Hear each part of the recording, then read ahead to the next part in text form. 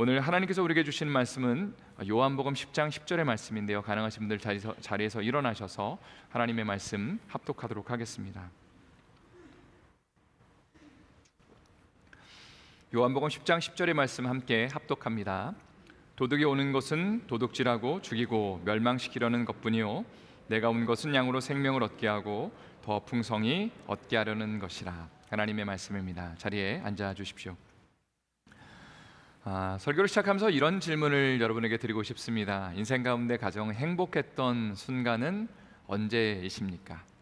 한번 인생을 수십 년의 그 시간들을 한번 돌아보시면서 내 인생 가운데 언제 행복했는지를 한번 떠올려 보십시오. 어떤 분들은 어린 시절에 정말 받고 싶었던 선물을 부모님께 받았을 때 가장 행복했을 겁니다. 또 결혼해서 첫 아이가 태어났을 때, 혹은 오랫동안 기다렸던 영주권이 나왔을 때 참 행복했다라고 그렇게 기억하실 겁니다. 제 인생 가운데는 가장 행복했던 순간이 언제였을까 질문을 한번 해봤습니다. 물론 제 아내와 결혼해서 살고 있는 지금이 가장 행복하다고 말하고 싶습니다. 그렇지만 지금을 제외하고 언제가 가장 행복했냐, 기뻤냐 돌아보니까 제가 대학 합격의 소식을 들었을 때 참 행복하고 기뻤던 것 같습니다. 고등학교를 한국에서 있는 우리 아이들은 참 힘들게 다닙니다. 그것을 나름대로의 결실을 맺은 것이었기 때문에 참 기뻤던 것 같고요. 참고로 제가 대학을 입학했던 해에 수시 모집이라는 것이 처음 생겼습니다. 한국은 원래 수학 능력 시험 수능을 치고, 미국으로 치면은 SAT 시험을 치고 이제 대학 원서를 집어넣는데, 이 과정을 생략하고 이제 평상시에 고등학교의 그 내신 성적만으로 대학에 먼저 이제 원서를 넣는 전형에 제가 합격을 했을 때 참 기뻤고요. 야, 그동안 고생한 거 보람 있구나. 또 대학 가면 하고 싶은 거 마음껏 해야겠다. 뭐 미팅도 좀 해보고 여자친구도 사귀어보고 또 정말 좋은 곳도 많이 좀 다녀봐야겠다는 그런 생각을 하게 됐는데요. 대학을 입학하고 난 다음에 몇 달 지나지 않아서 제가 놀라운 사실을 발견하게 됐습니다. 대학에 처음 합격했을 때 그 기쁨이 그렇게 오래 가지 않는다라는 것을 제가 발견하게 됐고요. 또 인생을 살면서 놀라운 진리 하나를 깨닫게 됐는데, 우리가 참 우리의 인생에 좋은 것들, 행복한 것들, 기쁜 순간들이 찾아오지만 그러나 그 기쁨과 행복이 영원하지 않고 일시적이라는 것을 깨닫게 되었습니다. 요한복음 4장에 보면 사마리아 수가성의 한 여인이 등장합니다. 예수님께서 이 지역을 여행하시면서 아마 굉장히 목마르셨던 것 같아요. 그래서 우물가의 한 여인에게, 물을 기르러 온 여인에게 물을 좀 달라고 요청을 하시는데, 이 여인이 굉장히 당황을 하게 됩니다. 왜냐하면 예수님은 당시에 유대인이었고 이 여인은 사마리아 여인이었는데, 유대인과 사마리아 사람은 당시에 원수 관계였기 때문에 상종하지 않고 서로 말을 걸지 않았습니다. 근데 유대인은 한 남자가 여인에게 말을 거니까 여인의 입장에서는 당황했다는 것이죠. 서로 대화가 이어지는 가운데 예수님이 이런 말씀을 하세요. 요한복음 4장 13절의 말씀 한번 다 같이 읽어보도록 하겠습니다. 예수께서 대답하여 이르시되 이 물을 마시는 자마다 다시 목마르려니와. 여기 등장하는 이 물은 1차적으로는 우물물을 가리킵니다. 자료를 찾아보니까 인간은 하루에 2리터에서 2.5리터의 물을 마셔야 살 수 있다고 이야기하고요. 일주일 정도 물을 마시지 않으면 인간은 사망에 이르게 된다. 그런 차원에서 예수님의 말씀하신 이 물은 지금 우물물을 가리킵니다. 이 물을 마시면 목마르니까 또 마셔야 된다라고 이야기를 하시는 거죠. 자, 그런데 요한복음 4장의 정황을 좀 보니까 예수님이 말씀하시는 이 물에 조금 더 다른 특별한 의미가 담겨져 있는 것 같습니다. 실제로 이 사마리아 여인은 남편이 5번이나 바뀐 여인이었고요. 아마 오늘날의 기준으로 보면 남편이 5번 바뀌었다 그러면 참 팔자가 드세구나, 혹은 얼굴이 예뻐서 남편을 5번이나 갈아치웠나, 이런 생각을 할 수 있지만 2000년 전의 고대 근동 사회의 여인은 남편을 버릴 수 있는 권한이 없었습니다. 오히려 남편에게 버림받았을 가능성이 큽니다.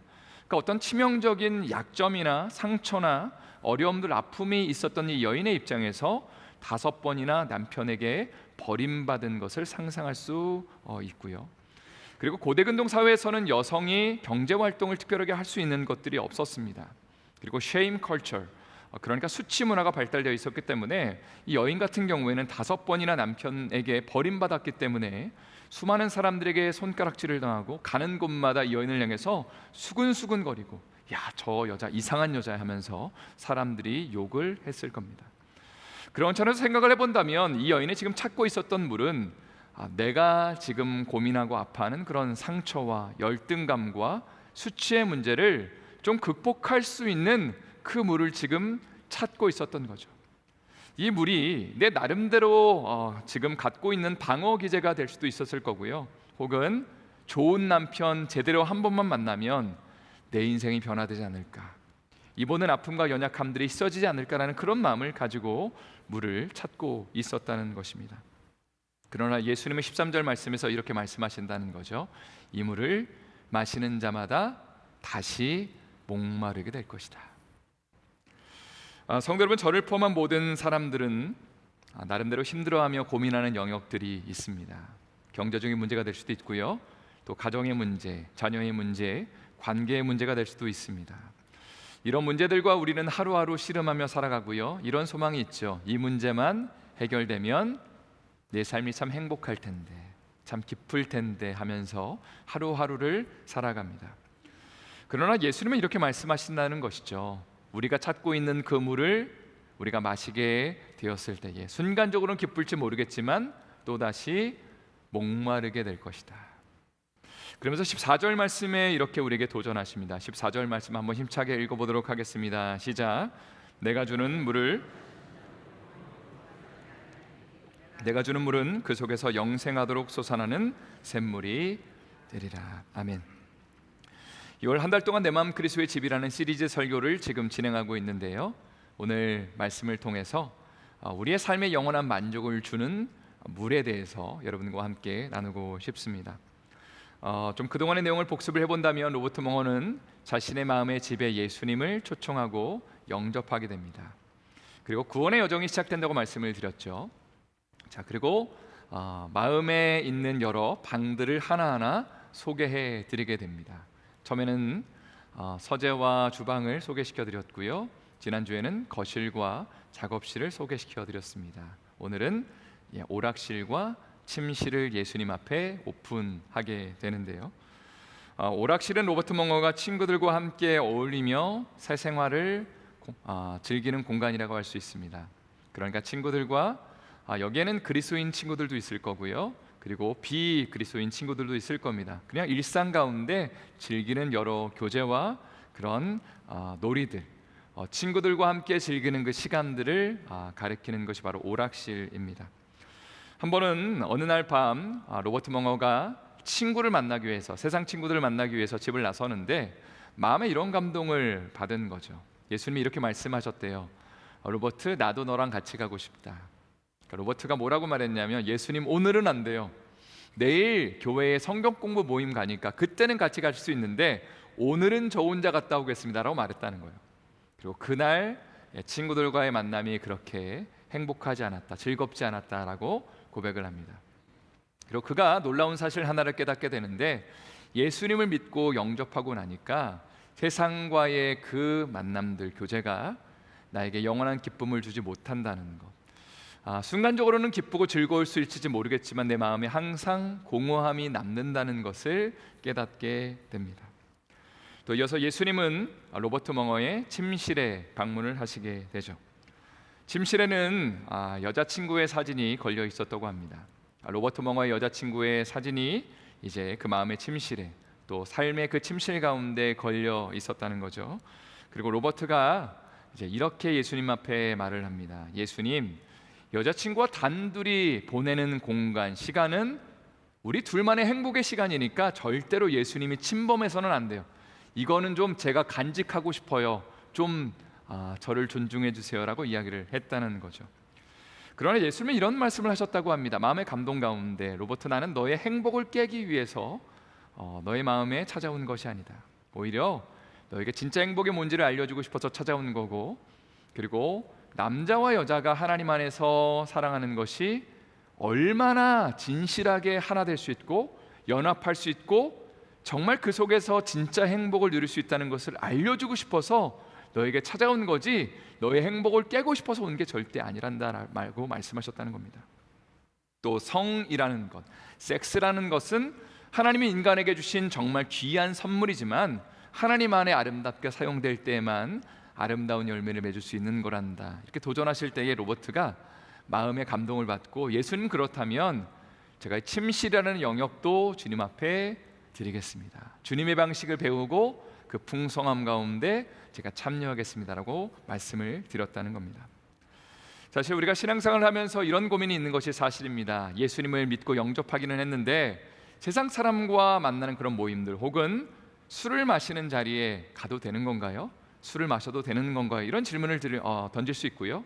혹은 내가 이성 친구와 아직 결혼하지 않았는데 성관계를 맺어도 상관없나요? 라고 질문할 수 있습니다.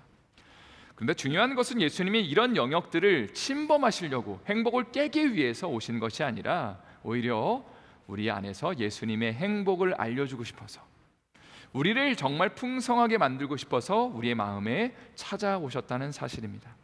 저를 한번 힘차게 따라해 주시면 감사를 드리겠습니다. 나의 행복을 위해 예수님을 영접해야 합니다. 나의 기쁨을 위해 예수님의 방법을 배워야 합니다. 여러분 아멘이시죠? 우리가 처음에 내 마음 그리스도의 집 시리즈를 시작했을 때 제가 이런 말씀을 드렸습니다. 예수님을 믿겠다고 결단하는 그 순간부터 예수님을 우리의 삶의 왕으로 모시는 그 순간부터 구원의 여정이 시작됩니다. 그리고 우리의 마음에 여러 방들이 존재하는데 이 방들을 하나씩 주님 앞에 오픈하기 시작할 때에 주님의 방식을 배우게 되고 거기서 예수님의 풍성함을 배우게 됩니다. 예수님에 거한다는 것이 그냥 내 영역들을 침범받고 내가 이런 것 같게 해야 되나? 라고 말하는 것이 아니라 오히려 예수님 안에서 기쁨과 감사를 회복하게 된다는 거죠. 어떤 분들은 이렇게 말을 할 수도 있습니다. 아니 교회 다니면 왜 이렇게 하지 말라는 게 많아요. 이것도 하지 말라고 그러고 저것도 하지 말라고 그러고 또 어떤 것들은 이거 해 저거 해 왜 이렇게 뭔가 제약이 많습니까? 라고 질문할 수도 있습니다. 그러나 분명히 말씀드릴 수 있는 것은 우리가 찾고 구하는 것은 일시적인 행복이나 기쁨이 아니라 영원한 기쁨과 행복을 우리는 추구하고 찾고 있다는 것이죠.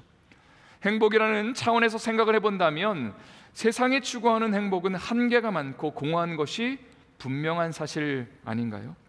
아무리 많이 소유하고 높이 올라가도 뭔가 부족한 것이 느껴지는 것이 우리의 삶의 일상 가운데 느끼는 경험이고 한계라는 것입니다. 그러나 예수님이 우리에게 약속하시는 행복은 상황과 환경을 뛰어넘는 그리고 세상이 줄 수 없는 본질적인 기쁨과 감격과 감사라는 것이죠. 이제 오늘 본문의 말씀을 간단하게 한번 살펴보기를 원합니다. 요한복음 10장 10절의 말씀인데요. 한번 다 같이 읽어보도록 하겠습니다. 도둑이 오는 것은 도둑질하고 죽이고 멸망시키려는 것뿐이요 내가 온 것은 더 풍성히 얻게 하려는 것이라. 여기 보니까 두 가지 표현이 대조되어 지금 묘사되고 있습니다. 하나는 도둑이 오는 것은, 또 하나는 내가 온 것은. 여기서 나는 예수님을 가리킵니다. 여러분 도둑을 맞은 적이 있으십니까? 저는 어렸을 때에 어느 날 학교에 마치고 집으로 갔는데 창문이 와장창창 깨져 있고 막 이제 막 그 옷장들이 열려 있고 옷이 막 헝클어져 있는 것을 보면서 되게 무섭더라고요. 이게 뭐지? 그리고 도둑이 들었다는 것을 알게 되었습니다. 근데 도둑이 들었다는 사실 그리고 뭔가를 훔쳐갔다는 사실보다 더 두려웠던 건 뭐였냐면요, 도둑이 또 오면 어떡하지 너무 무서운 거예요. 그러니까 뭐 평상시에는 이제 집에 들어가면 어머니가 계셨지만 그러나 어머니가 외출하시고 저 혼자 집에 들어가야 될 때 그때는 혹시 도둑이 들어있는 거 아닌가 우리 집에 조마조마하면서 그 문을 열었던 그런 기억이 있습니다. 도둑의 특징은 몰래 살며시 방문한다는 거죠. 그리고 몰래 와서 무엇인가를 훔치고 빼앗고 때로는 생명을 앗아갑니다. 영적으로 우리의 삶 가운데 도둑 같은 존재가 있는데 바로 사단이라고 할 수 있습니다. 사단은 아무도 모르게 은근슬쩍 우리의 삶에 찾아와서 혹은 우리의 마음에 다가와서 빼앗고 훔치고 때로는 우리를 멸망시키려고 하는 것을 보게 됩니다.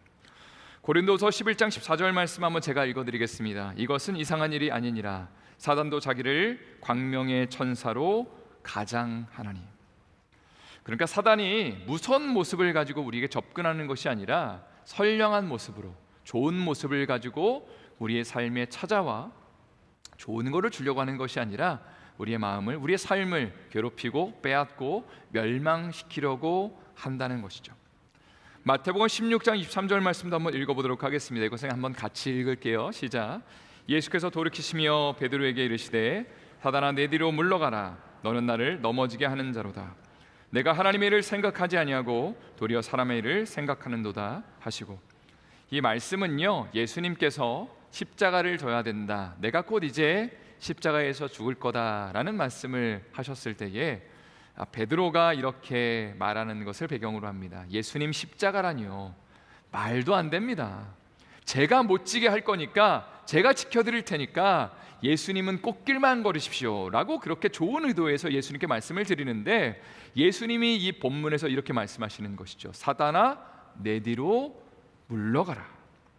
베드로를 향해서 하시는 말씀인데, 베드로를 책망하신 것이 아니라 베드로의 마음과 생각 가운데 영향력을 행사한 사단을 향해서 물러가라라고 말씀하셨다는 겁니다.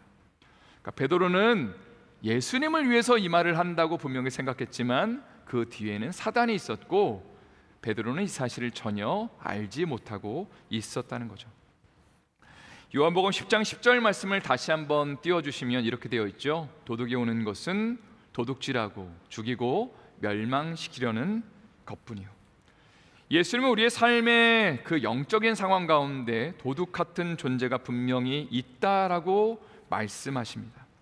그 존재는 바로 사단이고요. 사단은 우리의 삶 가운데 특징이 몰래 와서 우리의 마음을 야금야금 영향력을 행사해서 죽이고 멸망시키려고 한다는 겁니다. 한번 우리의 삶을 돌아봤으면 좋겠습니다. 혹시라도 우리가 걸어가는 그 인생의 여정들, 이 정도면 잘 걷는 거 아닌가? 내가 이럴 때는 이렇게 하는 게 합당하고 상식적이고 좋은 것 아닌가라고 생각하는 그 삶의 여정들, 또 삶의 여러 가지 선택의 그 결단들 속에 우리는 사실 사단의 영향력과 존재를 거의 인식하지 못하고 살아갑니다. 그러나 한번 우리의 삶을 정말 돌아보라는 거죠. 내가 지금 걸어가는 이 길 가운데 주님의 음성을 듣고 주님의 말씀 가운데 순종하고 있는 것인지, 아니면 사단이 우리의 삶에 은근슬쩍 와서 내 삶에 영향력을 행사하고 있는 것은 아닌지, 그리고 그 삶의 여러 가지 모습들을 돌아보면 공허하고, 그리고 내 삶에 참 뭔가 그 아프고 애통하는 것들이 있는 것은 아닌지 한번 돌아볼 필요가 있다는 것입니다.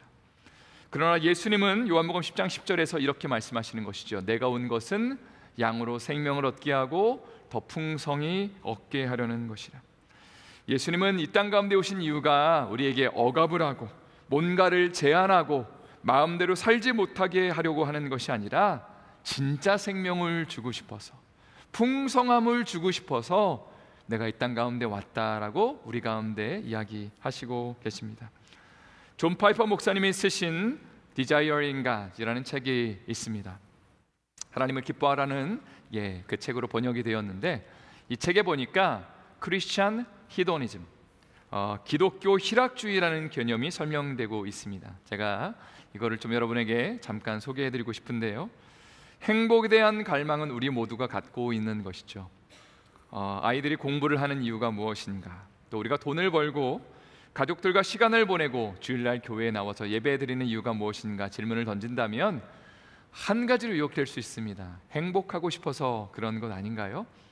풍성하고 싶어서, 기쁘고 싶어서 이 모든 것들을 감당한다는 것이죠. 자, 그런데 복음은 한번 잘 들어보세요. 우리에게 이런 행복에 대한 갈망을 버리거나 통제하거나 절제하라고 말하지 않습니다. 복음은 뭐라고 말하냐면 하나님 안에서 이 행복을 추구하고 완성하라고 말하는 거죠. 그게 바로 기독교 희락주의, 크리스찬 헤도니즘이라고 할 수 있습니다. 시편 16편 11절 말씀 한번 다 같이 읽어보도록 하겠습니다. 어떤 고백을 하고 있는지 한번 읽어보겠습니다. 주께서 생명의 길을 내게 보이시리니 주의 앞에는 충만한 기쁨이 있고 주의 오른쪽에는 영원한 즐거움이 있나이다. 목사님은 이런 비유를 사용하십니다. 하나님이 주시는 기쁨이 하나 있고 하나님이 주시는 기쁨과 유사한 99.9% 유사한 세상의 기쁨이 있다면, 그리고 이 세상의 기쁨이 한 8억 년 정도 지속되다가 멈추는 것이라면, 그러면 본인은 이 기쁨을 선택하지 않고 하나님이 주시는 기쁨을 선택하고 추구하겠다라고 이야기를 합니다. 무슨 말이냐면, 하나님은 세상을 설계하시면서 하나님이 우리의 영혼의 최고의 만족의 제시도로 설계하셨다라고 이야기를 합니다. 그러니까 우리가 하나님 안에서만 진짜 최고의 만족을 누리는 것이 가능하다는 것이죠. 그리고 하나님 안에서 최고의 만족과 행복을 누릴 때에 하나님은 영광을 받으신다라고 이야기를 합니다. 또 이런 이야기를 이어서 하는데, 하나님은 우리가 누리는 기쁨과 하나님의 영광 사이에 하나만을 선택하도록 하지 않으셨습니다. 하나를 선택하지 않아도 될 뿐더러 감히 선택할 수 없다라고 이야기를 하는데, 왜냐하면 우리는 하나님 안에서만 최상의 기쁨과 행복을 누릴 수 있기 때문이죠. 목사님은 이어서 이런 말을 합니다. 우리가 누리고 있는 것에 대해서 너무 쉽게 만족하지 말라라고 얘기를 합니다. 무슨 말이냐면, 세상의 갈망이나 돈이나 권력이나 음욕이나 쾌락 등에 우리는 만족을 너무 쉽게 찾는다는 거죠. 그리고 그런 것들을 통해서 이 정도면 내 인생 참 행복하다, 기쁘다라고 결론을 내린다는 겁니다. 그러나 이런 추구에는 항상 한계가 있고 갈증이 있기 마련이죠.